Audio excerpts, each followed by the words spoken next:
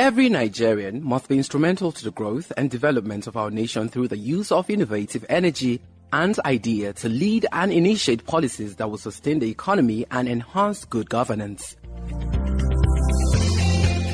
With all the financial turmoil facing the world, it has become pertinent for exchange of new ideas that will enhance good governance. Please subscribe to our channels, listen to our messages and engage with us. With your support, we can transform the lives of all Nigerians. Welcome to the Season 2 of the NASG Radio.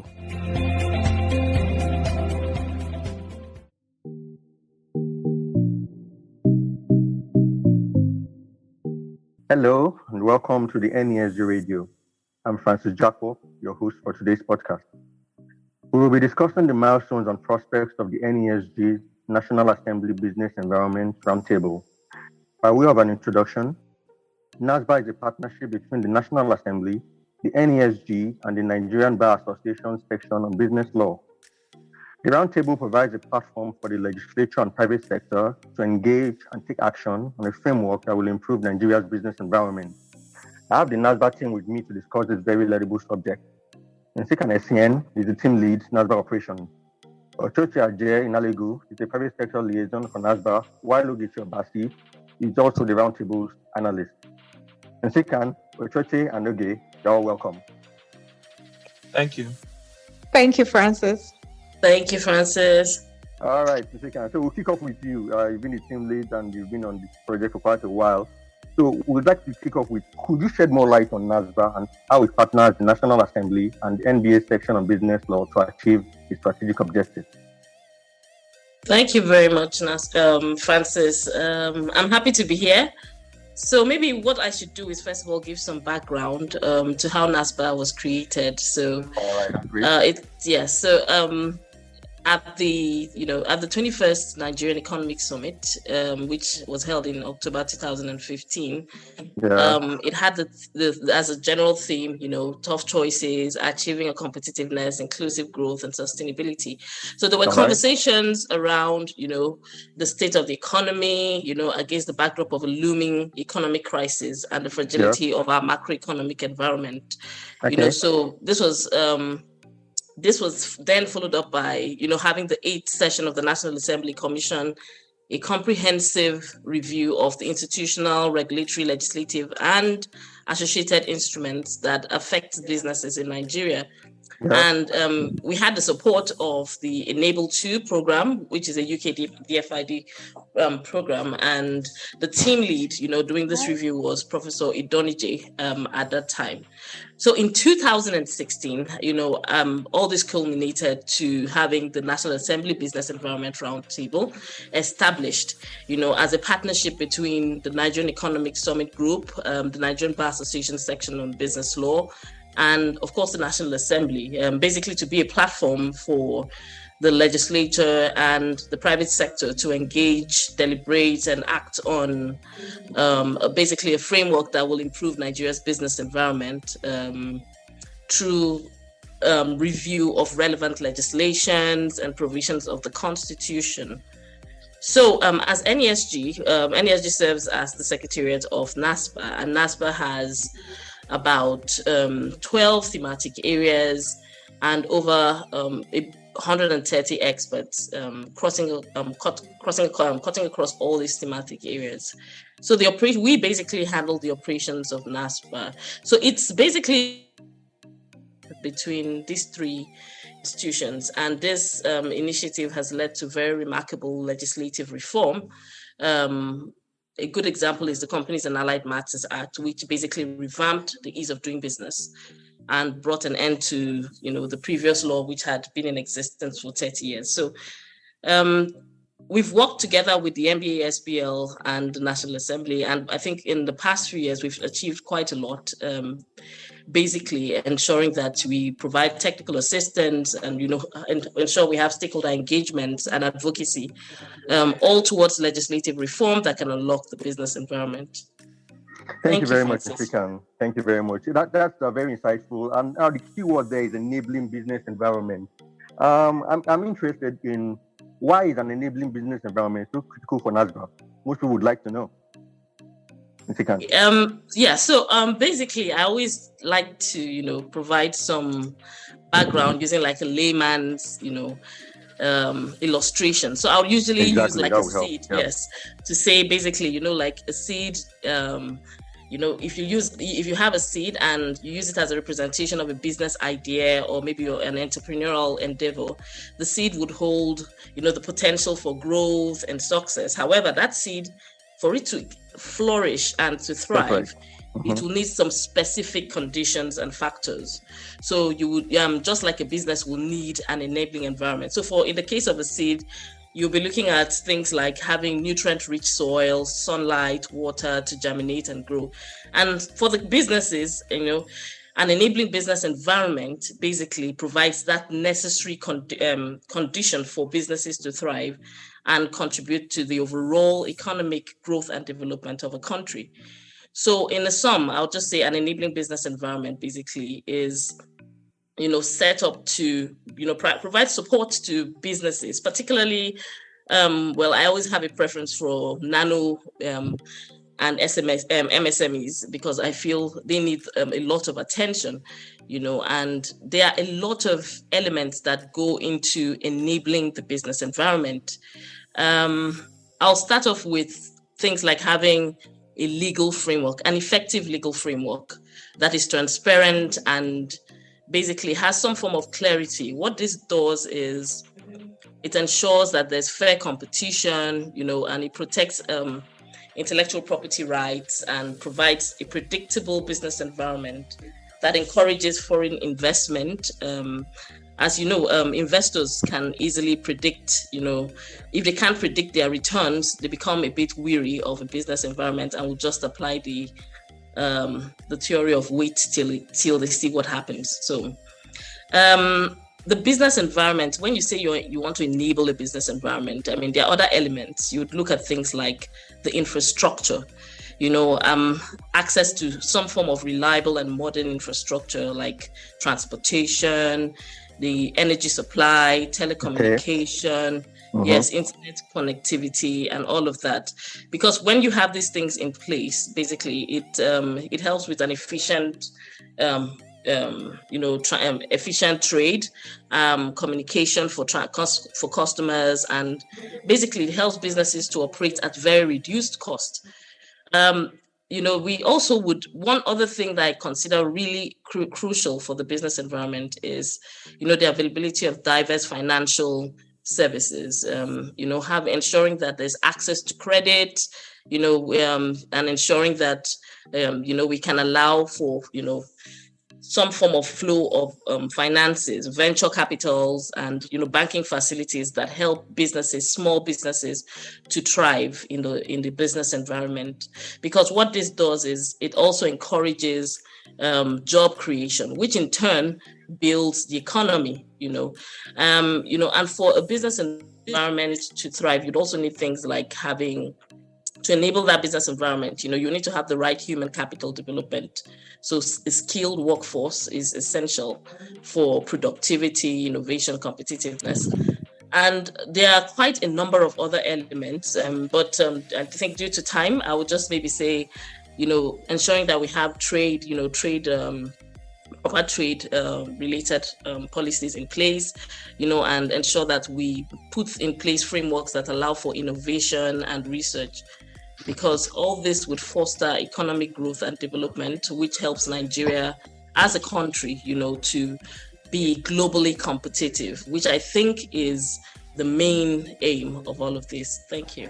Thank you very much, Nsikam. That's very insightful, because a lot of people wonder about how we can foster an enabling business environment, but they don't really have a firm handle on how it's supposed to work. Now, Aja, I'm coming to you because you work a lot with the legislature as the private sector liaison. Now, what confuses people is they want an enabling business environment, but they just don't know how it ties in with legislation. Could you throw more light on this? How does an enabling business environment link with legislation? Okay, thank you very much, Francis, for your question. Thank you for having me. Okay, so an enabling business environment is important because we need businesses to thrive. in order for business to thrive, if I'm going to follow Nsikan's wonderful seed analogy, in order for that seed to grow, there are a number of factors that need to be present. And if those factors are not available or they are not present, it might hinder the growth of that seed. So if we take Nigeria's business environment to be the seed itself that we want to grow or to blossom into a wonderful tree, there are certain things that need to be put in place to ensure that Nigeria's business environment blossoms. So business reform in itself is those things that we need to do to reduce costs and the risks for businesses, for business activity. So where legislations come into play is this. We need legislation to stabilize and to reform those areas that are lacking in the business environment. Yes, we need legislations to stabilize and correct some of those bottlenecks, or remove some of those bottlenecks and correct some of those misnomers that are in place. Legislations also are more permanent, as opposed to policies that can be removed at the whims and caprices of any leader or the specific leadership. But legislations are more permanent, so they have a wider, they give investors more confidence. So if I'm an investor and I want to come into Nigeria to invest, to put money into a particular area, having a legislation there that regulates the area gives me more confidence than just a policy, because I know that a regulation cannot be removed, cannot be easily removed or amended. Yes. Okay. Thank you very much for that. But now, some people feel that the legislation takes forever, and especially the lay people, because they want change just today. They are not willing to wait for the future. So, what is the typical life cycle of a bill before it achieves, executive assent and becomes legislation? Okay, so the life cycle of a bill, it's an important thing that a lot of Nigerians need to understand. Bills are not like policies. The constitution and the processes in the legislature provide for particular steps that need to be taken in order for a bill to become a law. So the first of those is at the National Assembly, aside from all the hulabaloo, is the first reading. At the first reading, the bill, the clerk of the House or the Senate just introduces the bill to the National Assembly. He reads the bill, reads the short title and reads the long title. So the long title of the bill just basically tells what the bill is about, or what it aims to achieve. Yes, that's all it says. And so at the first reading, the clerk of the National Assembly or the clerk of the Senate, the clerk of the House just reads that to the floor, and then the bill is assumed to have gone through first reading. At the second reading, that then begins the debate for the bill, because the National Assembly is made up of principal officers, principal representatives that are there to represent you and I at the floor of the National Assembly. So they are there to debate policy, debate bills and debate policies, basically. For the betterment of Nigeria, basically. So at the second reading, the bill is read for the second time, and then a mini debate happens where the sponsor basically tells the members of the National Assembly, members of the House of the Senate, what the bill aims to do, basically. And then after that, if there are any oppositions to that bill, the people begin to raise it there. If there are any oppositions to the bill, people begin to raise it, then the debate begins. But after the debate is done, the bill is moved to committee stage. It is assigned to a particular standing committee that has been set up in National Assembly to handle that particular case that has been brought up. So I would give an example. If the bill is an agriculture bill, then the bill will now be sent to the Committee on Agriculture and Rural Development at the Senate. Yes. So that committee has a chairman and has members of the committee that are members of the National Assembly. It also has a clerk that will be in charge of ensuring that that bill is debated adequately. So once the bill is referred to the committee then goes on to hold several things. It recruits experts that will review the bill, and then they will look into the bill, they will review the bill. This is where NASSBER usually comes. They provide technical support in this area. So they review the bill, and then they now distribute that reviewed bill to the public, and then invite the public for a public hearing. So at the public hearing is where important stakeholders, if we go back to the example of the agri bill, important stakeholders in the agri sector that will be affected by that bill come to the National Assembly to either oppose or support that bill. Then after the committee stage, the committee goes back after the public hearing to review the submissions of the public and to evaluate whether those submissions are valid or invalid or unnecessary. And then a technical report is submitted to the committee, and a clean copy of the bill is submitted to the committee. After this stage, the bill is now taken back to the House for third reading. In the House of Representatives, it doesn't just go third reading and then it doesn't just go, they drop the committee reports and then it goes to third reading. In the House of Reps, it usually there's a committee report. So the committee submits the report to the House. Then the House reviews the report and then adopts the reports. Then the next day, or the next sitting, they then pass the bill for third reading.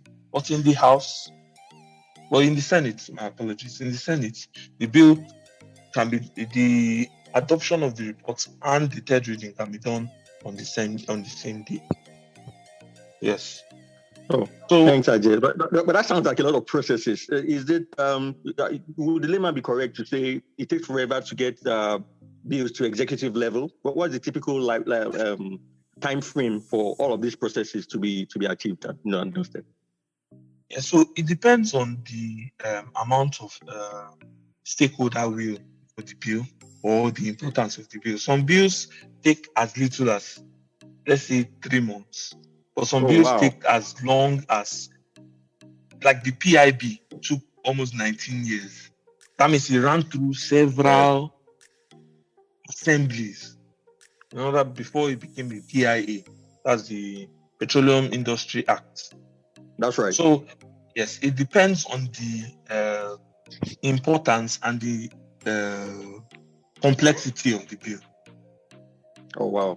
Thank you so much for that insight, Ajay. So that means, for NASSBER to have achieved the milestones that we read about and that we hear about, NASSBER must be very, very influential and, obviously has gone the extra mile to ensure that an enabling business environment is achieved in Nigeria. And second, what would you say about the priority bills passed too far since the inception of NASSBER and what the implications are for the Nigerian business environment?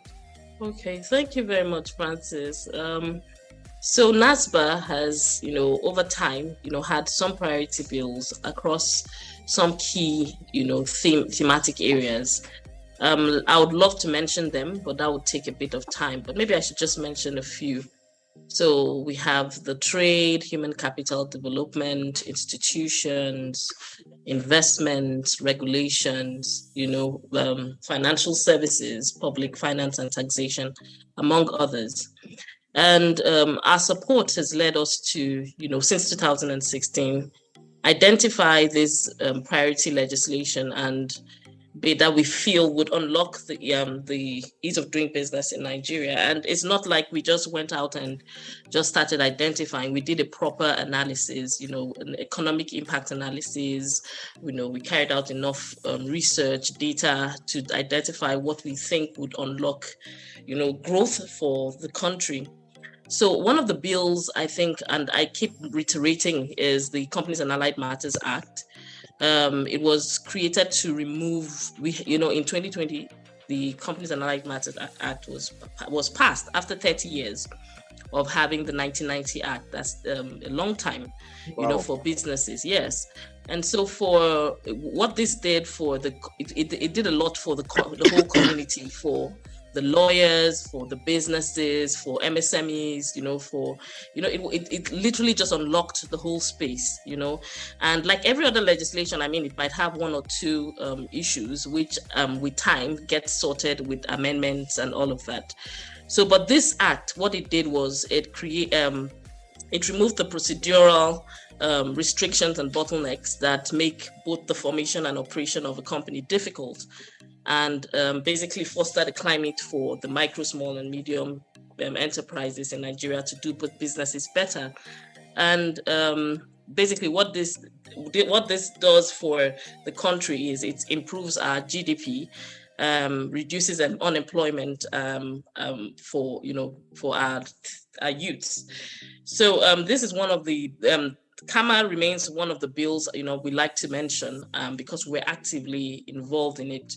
And another bill we could mention is the Arbitration Act, which was just recently passed, Arbitration and Mediation Act, because this bill also unlocks the bottlenecks with regards to dispute resolution. So one thing that investors would always look out for is legal certainty, and to understand, the legal space of a country. And so if you put in place proper legal frameworks, it helps with investments. And you can see that a legislation of this nature would create an avenue for businesses to settle out of court, and this would particularly the small businesses. And for me, this is a good one, because it helps Absolutely. The business environment, to thrive, and look beyond just the challenges, that they sometimes have in the courts, I know it's still a work in progress, but ultimately what that act does is it repositions Nigeria as a viable seat of arbitration. And this, I think, is very good for business. We've also worked on other legislations like, the Secure Transaction, Immovable Assets Act, and the Credit Reporting Act, which basically enhances financial inclusion and provides funding for nano, micro, small, and medium enterprises. We've worked on bills like which have become acts, like legislations like the Petroleum Industry Act, Data Protection Act, Copyright Act, just to name a few, and that's quite a lot. But I must say something about the way we work. Beyond just providing technical assistance using experts, sectoral experts, when this legislation, are passed in and signed into law, we don't stop there. We also carry out some form of advocacy to say, okay, and some form of evaluation to say, okay, so what's its impact over a year? So for instance, with CAMA, in 2 consecutive years, we've held, sessions to basically evaluate the implementation of the Companies and Allied Matters Act, because beyond passing a legislation, what is critical is how it's implemented in the space, in the space. And yes, because that determines a lot, for even future amendments, and all of that, regulatory frameworks, institutional frameworks, and administrative frameworks. So this is just a few. There are a lot of other bills we've provided some form of technical assistance to the National Assembly for the review. And I'm sure with time, if you'd have some time, you could go to our website and you'd see a lot of the work we've done. Thank you. Very insightful, Nsikan. Considering how much time Ajay, disclosed that some bills take for NASSBER to have achieved this number of milestones in this very short space of time, it's very, very commendable. But I need to circle back to Ajay on how NASSBER is able to facilitate sustainable engagement between the legislature and the private sector, because there's a lot of synergy with the private sector between NASSBER and the private sector. So, what are the strategic alignments that make this, partnership with the private sector work and thrive to achieve this number of milestones that Nsikan had just mentioned? Ajay, could you throw more light on that? Concerning the private sector, NASSBER recognized quite early that it is important that the private sector is carried along in any legislative process in order for us to get the maximum amount of benefits that the bills are supposed to deliver. Because as the popular saying goes, the African saying goes, it is he who wears the shoes that knows where it pinches. It's important that the private sector is carried along when you are making any decision or proposing any legislation that will affect them, so that you don't go and create more bottlenecks where you're supposed to be removing. So right from the beginning, NASSBER has ensured that the private sector is part and parcel of its process. So one, we rely heavily on our private sector members to form a part of our expert network. So the private sector, members of the private sector, experts from the private sector have been able to volunteer to be part and parcel of our expert network, our pool of experts. So we rely on this pool of experts to do the main work that NASSBER chooses to carry out. This is important, not only because the bills affect the private sector, it is also important because in order to get the highest quality of a bill, the National Assembly cannot on its own pay or hire these experts from the private sector. Okay. So, yes, because it is too expensive for the National Assembly to get the level of expertise that it needs in order to push out these bills, the amount of bills that the National Assembly works on. Okay, so NASSBER serves as a connector of sorts.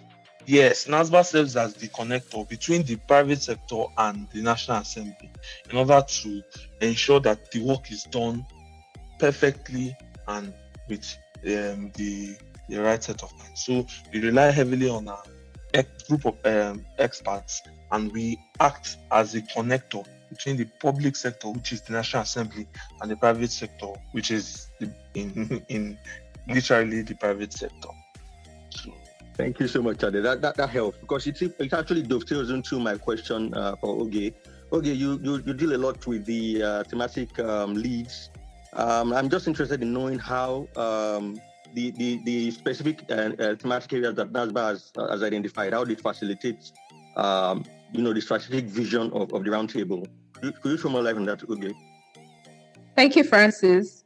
Yes, we have thematic areas which were mentioned earlier, but I'll just go over them again for clarity. So we have arbitration and dispute resolution, constitution review, data and digital economy, financial services, human capital development, infrastructure and urban development, innovation and intellectual property, institutions, investments, public finance and taxation, regulations, and trade. So the thematic areas were chosen according to sectors of the economy that would have an impact on the business environment when legislations in these sectors are passed. So the thematic leads head these thematic areas, and they work hand in hand with the expert network who volunteer their their expert knowledge and industry knowledge to work in terms of bill reviews, technical support, and position and briefing papers to deliver some of these bills. Thank you, Francis. Okay, so so each of these thematic areas, do they facilitate the strategic vision? Because some wonder, for instance, why was arbitration picked? How does it affect my business? Why was regulation picked? How would it affect my business? Could you just identify two of those and how strategic they are to your vision as NASSBER? Okay, so yes, the thematic areas are strategic to our vision of ensuring a better business environment. For instance, arbitration deals with resolution of disputes. And as we know, the courts are swamps, and sometimes cases take years to receive a judgment. So sometimes the parties and investors look towards arbitration for resolution of their investment disputes. And they are strategic to our vision because speedy resolution of investment disputes will lead to investment retention in the country, will lead to the attraction of foreign direct investments or even other types of investments. And these investors will stay when they know that there is a system to secure their investments and resolve any disputes that they may have with any parties in the course of transacting their businesses. I will also speak to constitution review. We know that the constitution of any country is the ground norm of that country, and it is from the constitution that all other legislations flow. So ensuring that the constitution, enables other legislations through its provisions. It's also very important because sometimes a legislation or a piece of legislation may make a provision that the Constitution prohibits. So it's important that the Constitution aligns with all the other legislations that are being made.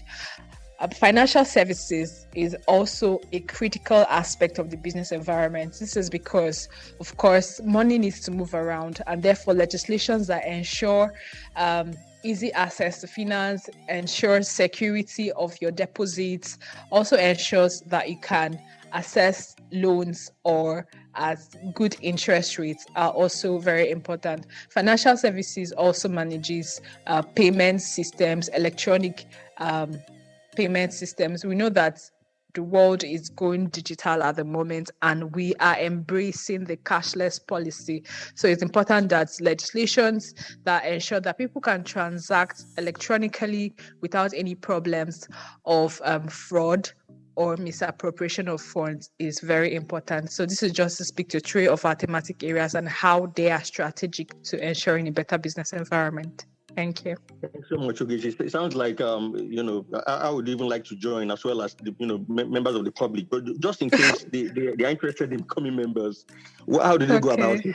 Yes. And what are the benefits tied to membership? Okay, to join our expert network, it's a pretty easy process. So anyone who's interested in joining our expert network can visit our website at www.nassber.org and fill the application form or the join the expert network prompt, and we'll receive their applications, process it, and let them know if they have been approved to become a member of the expert network or not. So the benefits of being a member of the expert network are numerous. For one that comes to mind is the opportunity it presents for networking in terms of meeting members of a particular industry or just exchanging ideas. We also have access to our large resources of research in the NASG and in NASSBER in particular. We also have the opportunity to meet members of a certain committee in the National Assembly and speak or make a case for your industry. You also have an opportunity to make personal inputs or personal suggestions to the lawmaking process. So these are just some of the benefits I can think of right now. Thank you. Awesome. Thank you so much, Ogi, for that review, so to speak. But I have to circle back to Nsikan because right now we know that the 10th Assembly is settling down to work. So what will be NASSBER's prospects in terms of its relationship with the National Assembly and also interventions to drive an enabling business environment in this new dispensation? Mr. Khan, could you help with that? Oh, thank you very much, Francis. So our prospects would basically be tied to our mandate, basically, which is we offer technical assistance, ensure that we can, organize good we have stakeholder engagements as well as advocacy. But aside these three, mandates, would also, be providing very in-depth research and knowledge products for the National Assembly. We've observed that the 10th Assembly is, has over 70% of new parliamentarians, and this is a welcome development, and I think it's a good one for, for the new engagement. So we remain committed to, providing support to the National Assembly. We see a National Assembly that basically would have as its focus, basically economic growth and development, and that's the core of what we do. So we would work hand in hand with the National Assembly to ensure that the legislation that are passed are of good quality, and we would basically leverage on our experts, from our expert network to ensure that these bills are, in the best state they ought to be. That said, one other thing we would try to do is ensure that we can synergize governance to build a collaborative framework for effective legislative reforms. Because, as you know, it's not the way Nigeria is structured. We have the three arms of government. The separation of powers exists. However, governance, for governance to be effective, there has to be some form of harmony amongst these three arms of government. So that's another area we would also be engaging, the National Assembly for to just basically have some form of collaboration for legislative reforms. Yes. Oh, wow. So thank you. Thank you so much. Nsika, it's been a very insightful session with Nsika and Ajay and Oge. They comprise the NASSBER team, and they've been very hard at work, before now and even at this stage, just to ensure that we all have an enabling business environment that will help us all thrive. So just wishing NASSBER all the best as we continue to forge strategic engagements with key stakeholders to make the Nigerian business environment more favorable for all of us. Don't forget to visit the NASSBER website, nassber.org, to learn more. Thank you for being a part of today's interesting program. You can learn more about the NASG's If Not Now When campaign at www.ifnotnowwhen.ng. You can also listen to other interesting conversations by visiting www.nasggroup.org/podcasts.